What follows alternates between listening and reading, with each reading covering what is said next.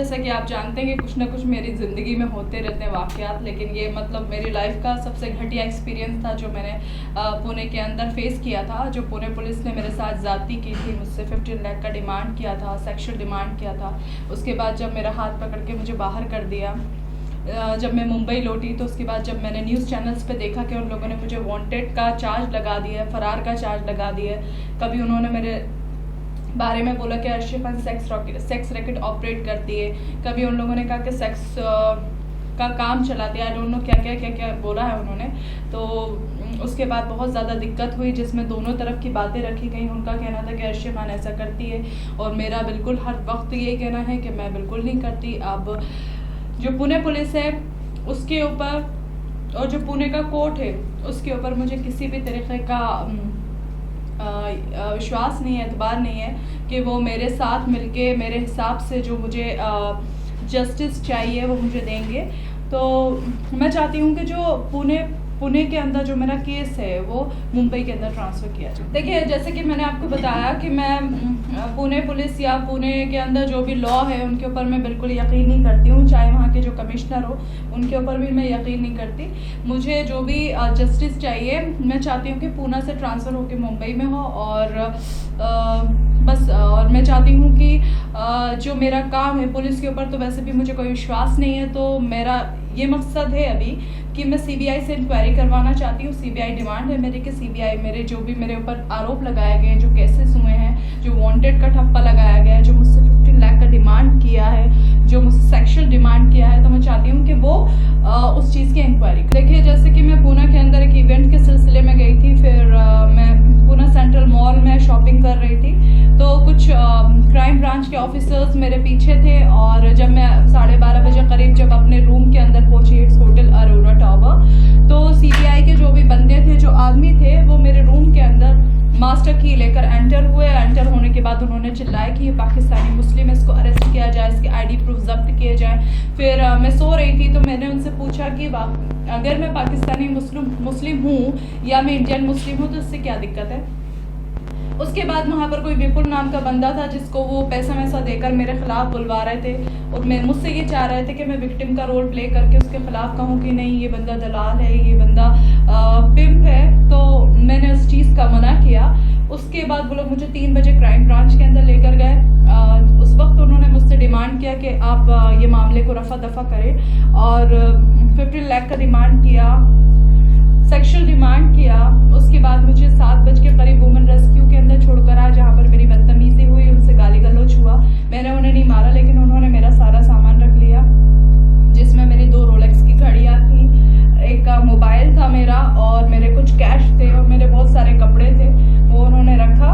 उसके बाद मुझे हाथ पकड़ के बाहर निकाल दिया, जिसके बाद मैं मुंबई आ गई। आपकी कितनी प्रॉपर्टी वहाँ पर अभी तक जमा है? अगर देखा जाए तो टोटल मेरे हिसाब से 1.5 लाख तक का, 1,50,000 का। उसमें से आप प्रॉपर्टी की थोड़ी सी ब्रेकअप दे सकते हैं? देखिए, मेरा सैमसंग का मोबाइल था जो 40,000 का था, रोलेक्स की 2 घड़ियाँ थी मेरी 40,000 के लगभग, तो 1,20,000 तो यही हो गया। 20-25 हज़ार रुपये मेरा कैश था और तकरीबन 20,000 के मेरे नहीं, कोई पंचनामा नहीं किया और मेरी प्रॉपर्टी का किसी भी तरह से कोई पंचनामा नहीं हुआ है। आपको कोई प्रॉपर्टी की आपको कोई रिसिप्ट मिली है? नहीं, मुझे कोई रिसिप्ट नहीं मिली। आपका मेडिकल टेस्ट कर लिया गया? नहीं, मेरा कोई मेडिकल एग्जामिनेशन नहीं। तो आपका ये कहना है कि आप होटल अरोरा टावर से आप डायरेक्ट क्राइम ब्रांच गई, आपको क्राइम ब्रांच लिया गया और क्राइम ब्रांच से आपको सुधार घर में लिया गया। इसके बीच में पुलिस आपको कहीं पर भी लेकर गई थी? नहीं। आप कितने घंटों के लिए क्राइम ब्रांच में बैठी थी? कितने बजे से कितने बजे तक? मैं तकरीबन 3 बजे से 7 बजे तक क्राइम ब्रांच में थी। तो ये जो 3-4 घंटे का वक्त है, उसमें क्या क्या हुआ, आप पूरा A to Z बता सकते हैं, स्टार्ट टू फिनिश? देखिए, मैं क्राइम ब्रांच के अंदर गई, वहाँ पर बहुत सारे सीनियर ऑफिसर थे, विदाउट यूनिफॉर्म थे, सिविल ड्रेस में थे और 3 लेडीज़ पुलिस कांस्टेबल थी और वो भी विदाउट मतलब यूनिफॉर्म थी। और कंटिन्यूसली मुझे चाय पिलाया जाना, खाने के लिए पूछा जाना, अपनी अपनी वाहियात बातें किए जाना, सीनियर ऑफिसर का मुझसे पूछा जाना कि आप शाहिद अफरीदी के साथ कैसे सोए थे। और क्या हुआ था क्या नहीं हुआ था, आप कितने बार मिल चुके हो उनसे। फिर उसके बाद उन्होंने ये सवाल किया कि आपके पास कितना प्रॉपर्टी है, आपका अंधेरी ईस्ट में कहाँ पर फ्लैट है, आपका मीरा रोड में कहाँ फ्लैट है, आपके पास कितनी गाड़ियाँ हैं, आपके प्लॉट्स कितने हैं, आपने कितना लेकर रखा 30 साल के अंदर। और बस कंटिन्यूसली यही सवाल किए जा रहे थे मुझसे। आपने किसी पुणे क्राइम ब्रांच के ऑफिसर पर मॉलेस्टेशन का आरोप लगाया गया है, आप इसके बारे में कुछ जानकारी देंगे? देखिए बिल्कुल मैंने मॉलेस्टेशन का केस लगाया है, क्योंकि उन्होंने रात भर मुझे परेशान किया। परेशान करने के बाद उन्होंने मुझे वुमेन रेस्क्यू भेज दिया, वहाँ पर जाकर मुझे बंद कर दिया गया। उसके बाद मुझे हाथ पकड़ के बाहर निकाल दिया गया। और जैसा कि मैंने आपको बताया कि क्राइम ब्रांच ऑफिस के अंदर मुझसे 15 लाख का डिमांड किया गया, सेक्शुअल डिमांड किया गया, जिसके लिए मुझे कंटिन्यूसली बहुत परेशान किया गया। और जितने भी मेल ऑफिसर्स थे वो मुझे घेर कर बैठे थे और कंटिन्यूसली अपनी फालतू वाहियात बातें किए जा रहे थे। ये सेक्सुअल डिमांड किसने किया, कब किया और कैसे किया? देखिए सेक्सुअल डिमांड एक बंदे ने तो नहीं किया, वहाँ पर जो ब्रांच ऑफिसर्स सीनियर थे उन्होंने भी किया, और जो आसपास के जो उनसे छोटे लोग थे उन्होंने भी किया। उन्होंने क्या एग्जैक्टली क्या कहा आपसे? देखिए उन्होंने सीधा ये बोला था कि मामला यहीं पर रफा दफा करो, either you have to give me 15 lakh rupees और नहीं तो सेक्सुअल डिमांड। तो आगे आप क्या कार्रवाई कर रहे हैं? देखिए अभी हमने हाई कोर्ट के अंदर पिटीशन दे दिया है, जिससे हम चाहते हैं कि सीबीआई इंक्वायरी हो, जो मुझ पे आरोप लगाए गए हैं और जो मुझे वांटेड का बोला गया है। मैं चाहती हूँ कि जिस जगह से मैं निकली थी वहाँ का सीसीटीवी फुटेज कैमरे से निकाला जाए, अगर मेरा मेडिकल एग्जामिनेशन हुआ है तो वहाँ से सीसीटीवी फुटेज निकाला जाए और बताया जाए लोगों को कि पुणे पुलिस कितना झूठ बोलती है और कितने वाहियात लोग हैं वहाँ के। पुलिस का ये कहना है कि जब आपको रेस्क्यू होम में लेकर जा रहे थे, जब आप लोग रेस्क्यू होम पहुंचे, तब आपने वुमेन पुलिस कांस्टेबल को मारा, पीटा और फिर वहां से आप भाग गई। देखिए मैं तो किसी को मारी भी नहीं हूँ, क्योंकि वहाँ पर 4-4, 5-5 लोग थे और मैं जब वहाँ से निकली हूँ तो मेरा 6 kg का जो मेरा मेकअप का सामान का जो बैग था वो मेरे हाथ में था। उसके अलावा उन्होंने मुझे कुछ नहीं दिया है। और मेरे हिसाब से कोई लड़की किसी 5-6 पुलिस कांस्टेबल्स को मार कर निकलना वो बहुत बड़ी चीज़ होती है। वो ऑलरेडी ट्रेंड लेडी हैं और हमें तो फिलहाल ये नहीं सिखाया जाता किसी को मारो या पीटो। मारना भी होता तो शायद मैं एक को मार सकती थी, लेकिन 5-6 को नहीं मार सकती। देखिए मेरे पास सबूत है, मैं ऑलरेडी बता चुकी हूँ। जो मैंने ऑडियो रिकॉर्डिंग था जिसके अंदर मैंने साफ साफ वो जो लेडी है आया है उसने मुझे हाथ पकड़ के बाहर किया और कहा इसको निकालो यहाँ से। चैनल गेट ओपन किया, बाहर गार्ड खड़े थे, उन्होंने कुंडी खोली और मुझे धक्का दे दिया। आपके वकील ने कहा है कि पुलिस के क्राइम ब्रांच में बैठे बैठे आपने पूरा सब कुछ रिकॉर्ड किया, ये क्या सच है? बिल्कुल बिल्कुल मैंने किया। तो आप ये रिकॉर्डिंग कब सामने करने वाले, आप मीडिया को दिखाने वाले हैं कि आप कब दिखाएंगे? मैं बिल्कुल अभी मीडिया को दिखाऊंगी।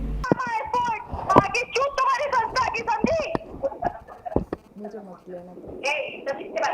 तमीज से बात की बात नहीं है। यहाँ क्यों लेकर आए? यहाँ क्यों लेकर आए? यहाँ क्यों लेकर आए? यहाँ क्यों लेकर आए? यहाँ क्यों लेकर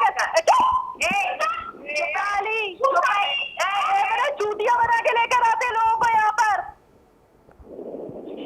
पहले क्या हुआ सब बता। माँ की चूत, मुझे नहीं बताना कुछ भी, कुछ नहीं हुआ। तू कौन है? तू क्या हलाल की है साली? हराम की लड़की जो बोल रही है मुस्लिम हरामी हराम बच्ची। ये आप देख सकते हैं कि एक बात याद रखना, गांड फाड़ दूंगी मैं, ये याद रखना अच्छे से तुम लोग। माना चौथी ना, मेरा नाम भी अर्शी खान नहीं। चूतिया बना बना के तुम लोग लड़कियों को लेकर आते हो अपनी माँ छुड़ाने के लिए। तुम लोग की संस्था में पैसा मिलता है लड़कियों का पैसा रखने के लिए। मेंटली डिप्रेस तू क्या कर लेगी? क्या रुक रुक रुक, जो तू मुझे जानती नहीं है। बिल्कुल है, चूतिया बना के लेकर आएंगे तो ऐसे ही सुनेंगे। क्यों ना करें? पुलिस वाले को बुलाओ, बुलाओ। मेरे पास नहीं है, मेरे पास नहीं है। मैंने कोई पुलिस, मैं रहूंगी नहीं यहाँ पर। बिल्कुल मैं तो देखूंगी। अब आप देखिए वो मुझे बाहर निकालेंगे, सुनिएगा जरा। नहीं तो मुझसे ऐसे तू तड़ाक से ही बात नहीं की जाएगी। नहीं तो मुझसे भी ऐसे बात नहीं की जाएगी। बिल्कुल मैं तो बिल्कुल। सुनिए आप वो निकाल रही हूँ। कौन? माँ चौथ दूंगी मैं भी। हाँ चल निकाल, अगर तेरी तू एक बात की औलाद है तो।